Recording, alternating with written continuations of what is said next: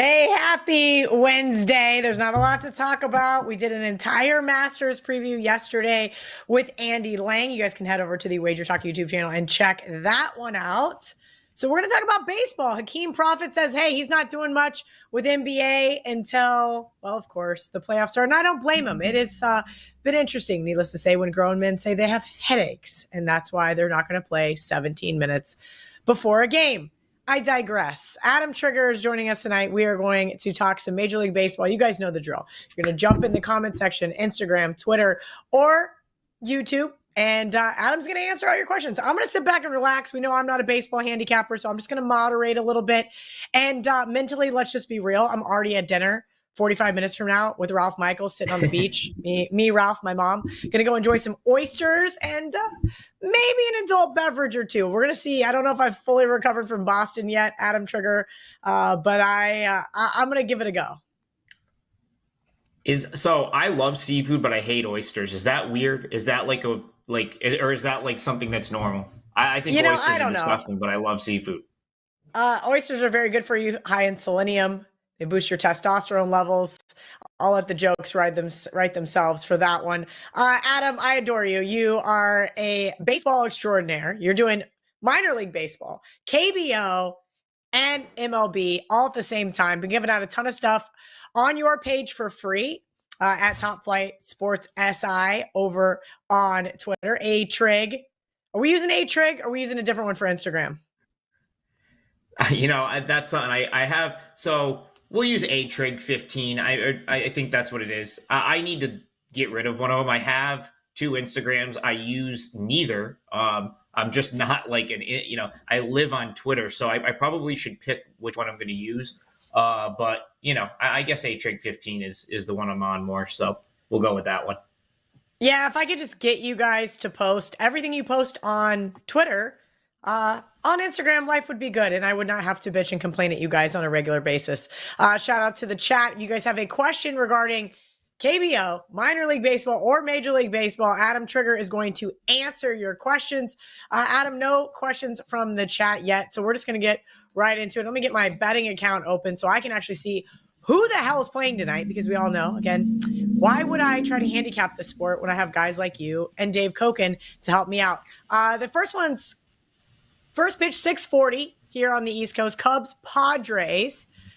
Padres, a minus 140-ish favorite on the Wagertalk odds screen. Total sit at 8, juice to the over, minus 120. Yeah, so I've pretty much come on Wagertalk programming since before the season started and talked about how high I am on this Cubs team.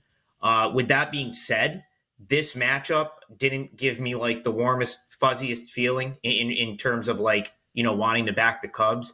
And I'm pretty much at this point not going to go against them because they're kind of the team that I'm the highest on this year, Kelly, in relation to what the market says they are.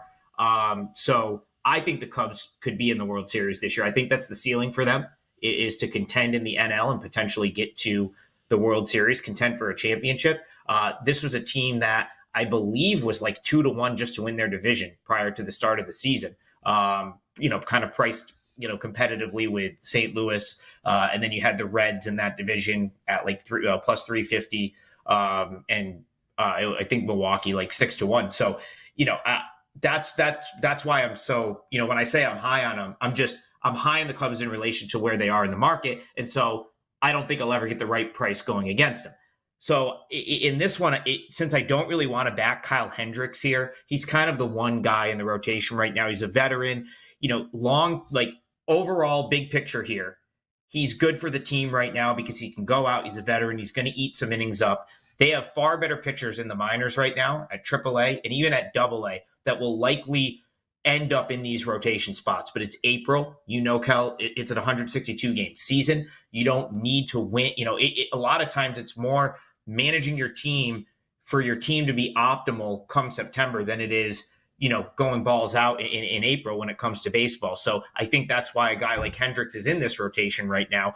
And he's not exactly a guy that I'm dying to back. Like even in his most recent start, He started off okay, went off the rails, 8 hits, 5 runs to the Dodgers, got lit up by the Rangers. So I think I lean toward the over here because I do think this Cubs offense is undervalued, and I think that they could get something off of Cease, particularly maybe a home run or two. That's something that Dylan Cease, is a little bit prone to is the long ball. And so, in a game like this where you have a pitcher like Cease and the total, I just want to make sure I quote it correctly. I think it's 8. 8 minus 120, yeah.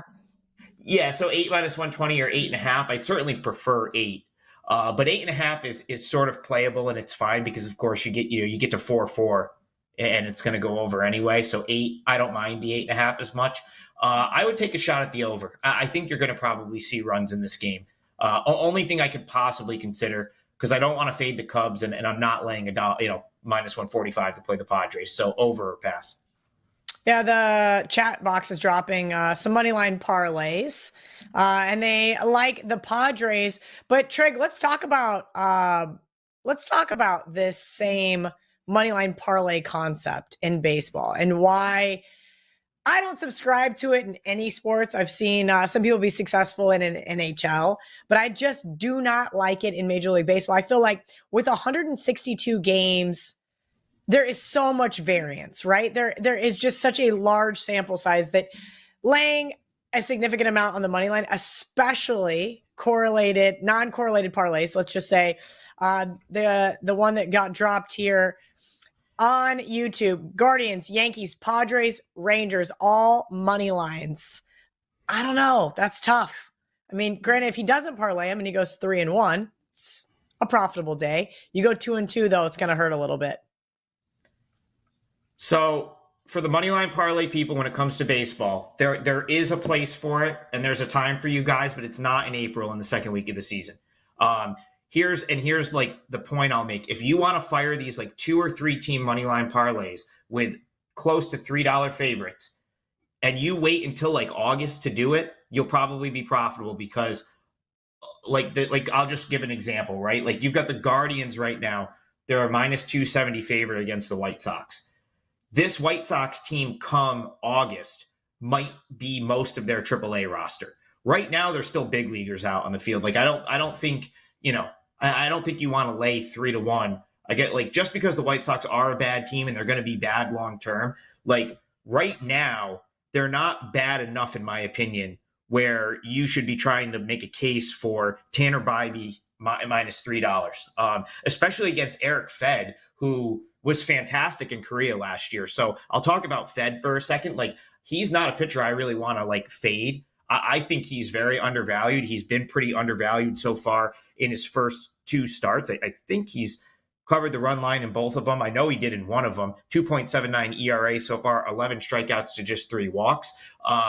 The reason I think he's undervalued, though, is not for the fact that he just completely dominated the KBO last year. But if you go back to the previous season when he was with the Nationals, he actually was throwing the ball pretty good until he tried to pitch hurt. And, he kind of like, it's tough. Like, a guy like him, he was in the rotation pitching every 5th day. That was probably a really big opportunity for someone like Eric Fed at this point in his career. And he tried to pitch through an injury and made it worse and ultimately ended up getting blown up in like 4 or 5 starts before he finally came out and was like, hey, I'm hurt, and shut it down for the year. He was awesome last year, and he's come back and he's been able to sort of build on that, in my opinion, like through his first 2 starts. He's got 9 innings, almost 10 innings, so 9 2/3, 11 strikeouts. The stuff looks good. So for me, I wouldn't, minus 270 is not like, and this is a Guardians team that I looked yesterday. I think they're down 7 pitchers right now, Kelly. Like between their starting rotation and their bullpen, I think they're without 6 or 7 that would be on the roster if they were healthy. So think about that. Like, it might not, like Bybee's pretty good, but think of the trickle down effect that has on a team. And, they're 8-3, but the schedule's been manageable. White Sox were the better team yesterday. I would, I just wouldn't put that. It's just minus $3. It seems like a little bit much there. And then as far as the other one's concerned, like I'm not dying to bet against the Marlins right now because I think they've played about as poorly as they could play. And so, do you want to come in now and play against a 1-11 Marlins team that was a playoff team last year. I don't think they're a playoff team this year. I never thought they were.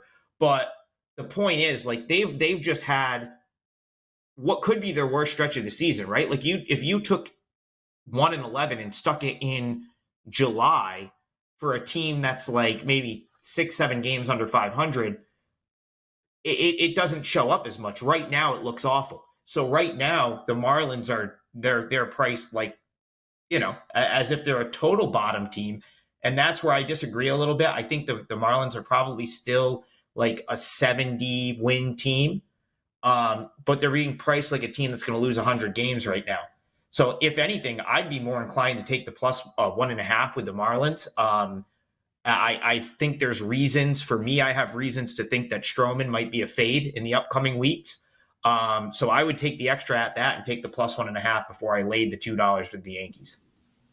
Oh boy, here's a 1.5 chosen one on YouTube. Yeah, regular viewer. This is totally an Adam Trigger play, and this, you know how I know, because it makes my stomach like just a little, like it doesn't feel very good. And as somebody who doesn't follow baseball, I can tell you this is one of the worst teams in the league. The Athletics plus 1.5 chosen one wants to know your thoughts. Since you just mentioned the 1.5, I thought this was a good segue. Well, the A's on the run line has been the best bet in baseball lately. They have now covered 6 in a row on the plus 1.5. They're on a 3-game win streak, but the 3 games prior to that, they lost by 1. And it's been playable every single time. So, we talk about the plus 1.5 in baseball, but there's context that needs to be attached to that, because every single spread in baseball is plus 1.5. So, if you were plus 1.5 but minus 180, it's not necessarily profitable, right? Like long term, those are going to catch up with you. On this run, the A's have been plus 1.5, and it's been a playable number similar to what it is tonight. I think it's maybe minus 120 the entire time. Now, with that being said, I'm not a huge Ross Stripling guy. Like, I think you're maybe late to the party in terms of like betting on the A's. It's not a play that I would want to get involved with tonight. Just because the A's are still the A's. They're still going to lose a lot of games this year. They've won 3 in a row. I mean, their youngsters are playing well, and they, deserve some credit for that. But this is still a 4-7 team that's probably going to flirt with 100 losses at some point. So I don't think I could back the A's to win 4 straight games. And I think when they do lose, because they have been winning 4-3, 4-0, they've been in close games. They're starting to tax their bullpen. I think when they do lose, it could be big. So I would stay away from the A's tonight. Just not the best setup there. All right, let's hit a couple first 5. H Train on YouTube wants to know some thoughts on the Red Sox first 5 as well as the Royals first 5. All right, so I have a bigger opinion on the latter. So I'll just throw out like Red Sox first 5. I lean Red Sox, and for no reason other than I'd prefer Cutter Crawford over Cole Irvin. And I still think the Orioles are a slightly overvalued commodity based on the fact that they have been pretty much the most profitable team in Major League Baseball 2 years prior coming into the season. So I think, the amount of like positive regression, the amount of like just, overachieving the Orioles did for 2 straight years, I think is going to, make them a slight fade this year based on where they can, get priced in the market. But again, they're a very good young baseball team. So teams like that tend to, sometimes the books don't know what the ceiling is for a team like the Orioles with a bunch of young studs who just called up Jackson Holiday. So like they can be a tough team to price, and I'm not sure I really want to like step in front of that. But the lean there for me would be the Red Sox. The stronger of the two, and the game that I came close to playing tonight was the Royals. I actually think Royals plus 1.5, or I'm sorry, I think Royals first 5 plus money or plus a half, and maybe laying whatever that number is, plus a half minus whatever, might be like minus 130 or something, is the better bet of those. The reason for that, the Astros are really banged up in the pitching department, and they called Spencer Arrighetti up from AAA to make the start tonight just to give their starting pitching a little bit of a break. So I don't think this was a call up where he's going to stay on the team. Maybe if he pitches well, but I think this is more a call up to make a start, give the starting rotation a breather. Remember, like Valdez just went on the IL. Verlander's been on the IL. Multiple guys. I think like there's like 5 pitchers that are on, the injured list for the Astros. And it's taken its toll. The Astros bullpen is one of the worst in the American League right now. So in one respect, you might want the whole 9 innings to get the benefit of the Royals. But in the other one, you may want, and to make the argument for first 5, you may want to target a fade of Arrighetti, who is a guy that I've watched now for over a year at the AAA level. And what I've seen with him is he's got some decent strikeout stuff, but he walks, his command is not great. A lot of walks. I believe he already has 7 walks in like 8 innings at AAA so far this year. And my theory with him is that the Royals are probably not going to chase like the AAA guys have so far this year. So if you go back to his 2 AAA starts, he's kind of gotten out of trouble with the strikeout.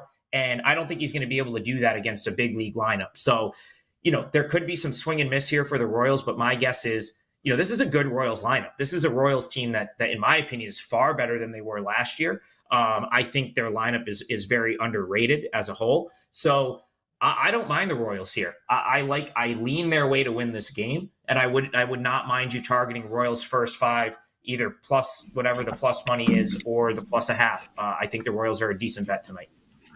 Yeah, we've touched on quite a few of the games already tonight. If you guys do have a question for Trig, drop it in the chat. Otherwise, I'm going to dinner early. I'm just going to say that right now. Adam Trigger, anything that you have that you haven't got to mention yet?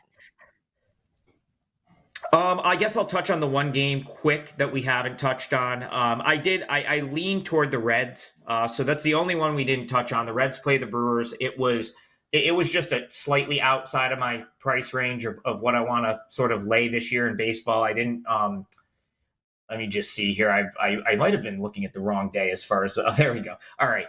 Yeah, I was going to say I would have taken plus 105, but Reds at like minus 135 was a little bit out of my price range. However, I really like this Reds team. They're up against Wade Miley tonight, who was okay in a rehab start in Nashville last week. I still think, I still think I'd roll with Hunter Green there over Miley, and I just like the Reds better than the Brewers. I still think the Brewers are, they had such a good season last year against the Reds that I think that's a little bit overbaked into the numbers. So didn't really want to lay minus 135, but lean toward the Reds. And Kelly, the only play I have up right now, baseball-wise, goes at 5:30 in the morning. It's in Korea, an angle I really like in KBO, and it's on my page. And it's only $9 because for whatever reason, we only charge $9 for the KBO play. So it's a 4%er, and you get it at a nice discount. I think my dogs are notifying me that Ralph Michaels just got here to pick me up. I think that does go without saying that we should only charge $9 for KBO because not everybody can bet it. Not everybody can buy it. That is wrong. That's false. It is so. And let me just tell you, you should be able to get down on KBO now. Every big legal book offers like pretty much anything you want on KBO. The thing that's tough to get down on is minor league baseball. And that's why I'm going to tweet that out for free all year. So it'll probably be the most profitable of the 3. In my opinion, it's the most beatable. Sounds about right. So when you give it away for free. That's exactly what's going to happen. But Kelly, like minor league baseball is really tough to find. You have to find like good offshores. Only some states are offering it legal. So minor league baseball can be very difficult to get down on.